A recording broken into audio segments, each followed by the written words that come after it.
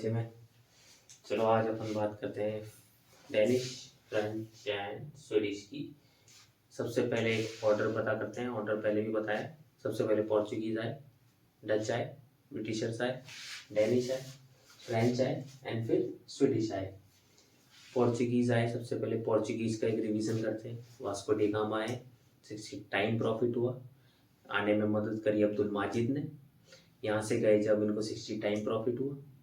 दूसरे जो आए फेडरल बारे कैब्रियल, पहला गवर्नर बनाया गया फ्रांसिस्को डी अल्मेडा को, दूसरा गवर्नर बनाया गया अल्फांसो डी अल्बुकार को। इन्हीं को ही real founder of Portuguese colony माना जाता है। इन्होंने ही गोवा को कैप्चर करा था बीजापुर के सुल्तान से। नीनो डी कुनाहा जो है बाद में गवर्नर बनते हैं, जो कि अपनी कैपिटल शिफ्ट कर देते हैं कोचीन से गोवा। 1961 में ऑपरेशन विजय चलाया गया इंडियन आर्मी के द्वारा, जिसमें कि गोवा को फुल्ली जो है आज़ाद कराया गया, फ्रीडम दिलाई गई पोर्चुगीज पावर से। अब अल्बुकार की 3 पॉलिसीज थी।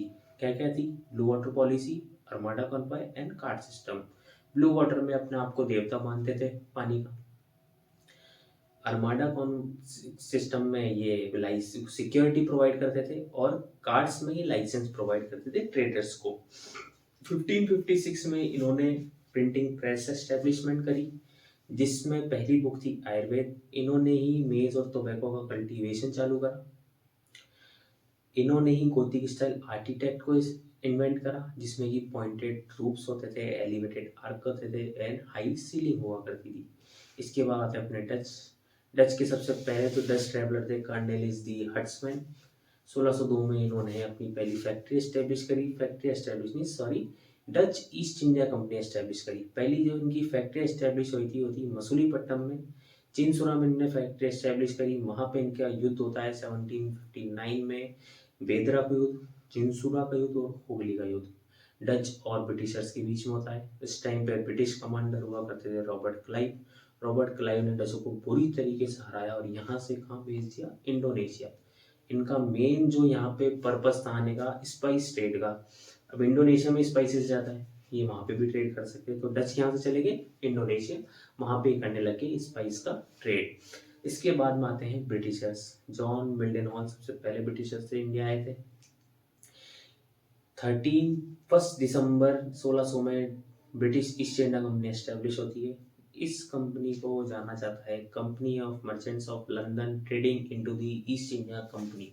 बाद में फेमस होती है ये adventure company, John company and company Bahadur के नाम से।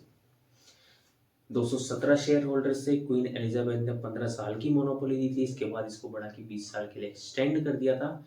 क्वीन एलिजाबेथ की डेथ होती है 24 मार्च 1603 को। जब इनकी डेथ हुई, इनके बाद में राजा बनते हैं जेम्स फर्स्ट, जो कि भेजते हैं कैप्टन हॉकिंस को इंडिया जहांगीर से ट्रेड रिबेट्स लेने के लिए। कैप्टन हॉकिंस जहांगीर से ट्रेड रिबेट्स लेने में असफल होते हैं, इसीलिए इनको वापस बुला लिया जाता है। सर थॉमस रॉ को इंडिया बुलाया जाता है। ये ट्रेड रिबेट्स लेने के जहांगीर से मिलते हैं अजमेर में और ट्रेड रिबेट्स लेने में सफल हो जाते हैं। ट्रेड रिबेट्स लेने में ये सफल हो गए।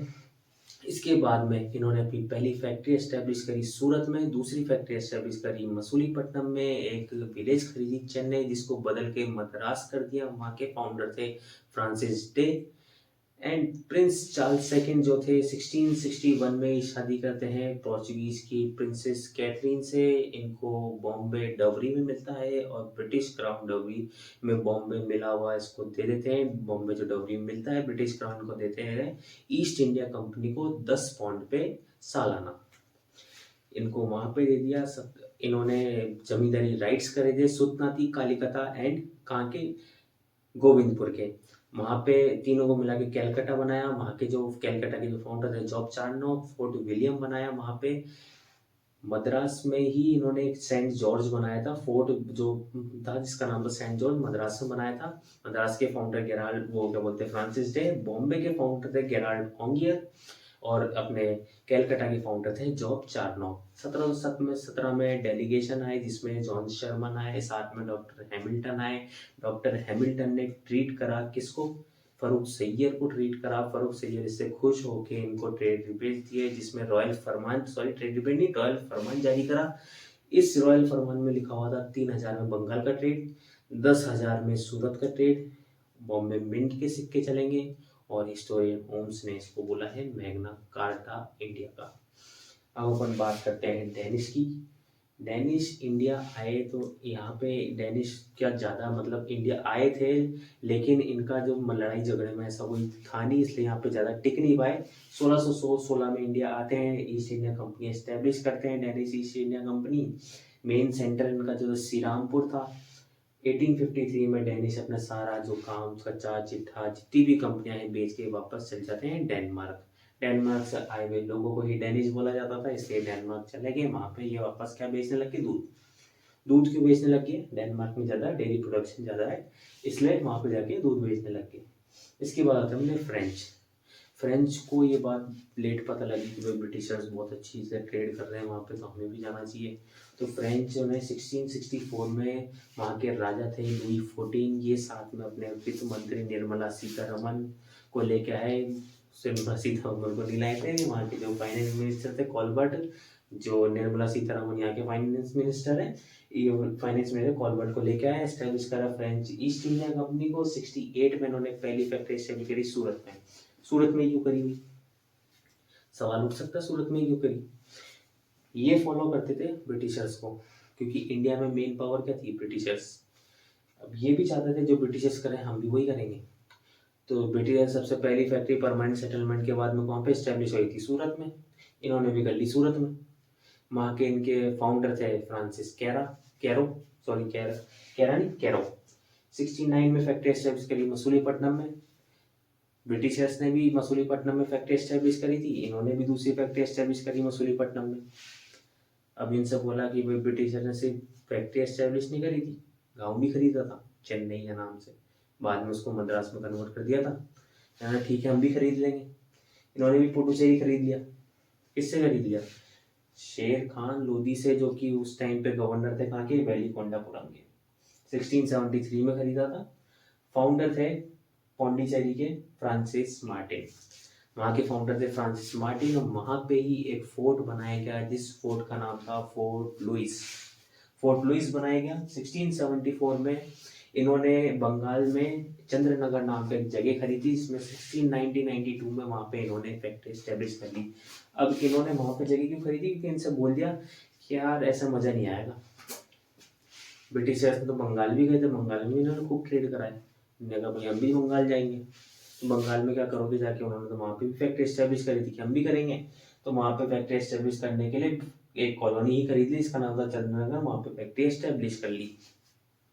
अब बात आती है स्वीडिश की। स्वीडिश इंडिया में आने का कोई मतलब नहीं था। स्वीडिश इंडिया में आए भी सही, ट्रेड भी नहीं करा। इंडिया में आके भी ट्रेड किसके साथ में कर रहे, चाइना के साथ में। आने नहीं आने का इनका कोई मतलब रहा नहीं, क्योंकि जब आए तब तक तो लंका तो पूरी लूट चुकी थी। इसलिए स्वीडिश ईस्ट इंडिया आए थे, इसलिए स्वीडिश ईस्ट इंडिया कंपनी नाम रख दिया। बाकी कोई मतलब नहीं है इनके इंडिया आने का, सिर्फ ट्रेड कहाँ पे करते थे, चाइना में। क्वेश्चन भी आएगा तो ये जा सकता है कि 1731 में इंडिया में स्वीडिश ईस्ट इंडिया कंपनी आई थी, ट्रेड किसके साथ करती थी, चाइना के साथ में ट्रेड करती थी। बात ये आती है कि पोर्चुगीज आए, ब्राजील में गोल्ड माइन मिली, चले गए। डच आए, बेदरा की युद्ध में हार के इंडोनेशिया भगा दिया। ब्रिटिशर्स मेन पावर बन गई। डेनिश आए, सारा काम काज बेच के डेनमार्क चले गए। अब फ्रेंच आए, फ्रेंच और ब्रिटिशर्स दो एक मेन पावर बन गई इंडिया में।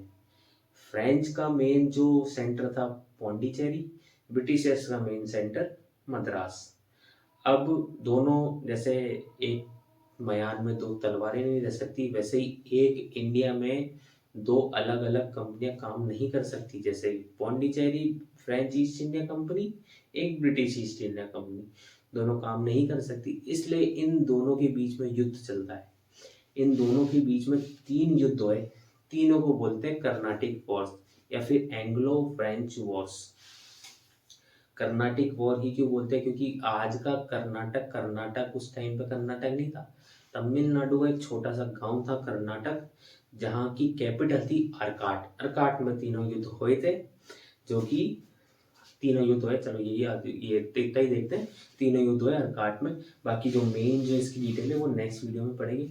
अब बात ये आती है कि भाई दो, जैसे एक म्यान में दो तलवार ही नहीं दे सकती, ऐसी एक इंडिया में दो अलग अलग कंपनियां काम नहीं कर सकती, क्योंकि ब्रिटिशर्स को तो 15 साल की मोनोपोली थी काम करने की। इन्होंने बोला था ब्रिटिशर्स से, इंग्लैंड से कोई भी नहीं आना चाहिए काम करने के लिए, कोई और आएगा तो हम उससे डील कर लेंगे। आ गया भाई फ्रेंच। आगे चल के फ्रेंच हराते हैं ब्रिटिशर्स को बहुत बुरी तरह, लेकिन बाद में रॉबर्ट क्लाइव को वापस बुलाया जाता है, तब जाके ब्रिटिशर्स की थोड़ी सी हालत सुधरती है। वरना ब्रिटिशर्स रोते हैं बहुत बुरी तरह फ्रेंच के सामने, भाई साहब छोड़ दो छोड़ दो, लेकिन नहीं, फ्रेंच बहुत बुरी तरह रहते हैं। रॉबर्ट क्लाइव का बुलाओ जो आके ब्रिटिशर्स का वापस से काम धाम वापस से सही करा। तो कर्नाटिक वॉर्स की जो है वो अपन अगले वीडियो में पढ़ेंगे। बाकी एक ये है कि फ्रेंच और ब्रिटिशर्स पूरे वर्ल्ड में कहीं पर भी लड़े, इंडिया में बटन दब जाता था। पुडुचेरी मद्रास दोनों आपस में वापस भिड़ने लग जाते। लड़ाई हो रही है कनाडा के लिए, तीसरे कर्नाटिक वॉर की बात करते हैं, तीसरे कर्नाटिक वॉर में कनाडा के लिए लड़ाई हो रही है। वहाँ का बटन दबा कनाडा की लड़ाई का, दोनों लड़ रहे हैं आपस में। यहाँ पे पौंडीचेरी कब्जे में ले लेता ब्रिटिशर्स, दोनों आपस में लड़ जाते हैं। तो अब ये होता है कि भाई जहाँ पे भी एक माना जाता है, जहाँ पे भी लड़ाई होती है फ्रेंच और ब्रिटिशर्स की, इंडिया में जहाँ पे दो सेंटर है, दो मेन सेंटर मद्रास पुडुचेरी, वहाँ पे भी ये लड़ने लग जाते हैं। तो आज के लिए सिर्फ इतना ही, बाकी के अपन पढ़ेंगे अगली वीडियो में। Okay, bye bye, take care.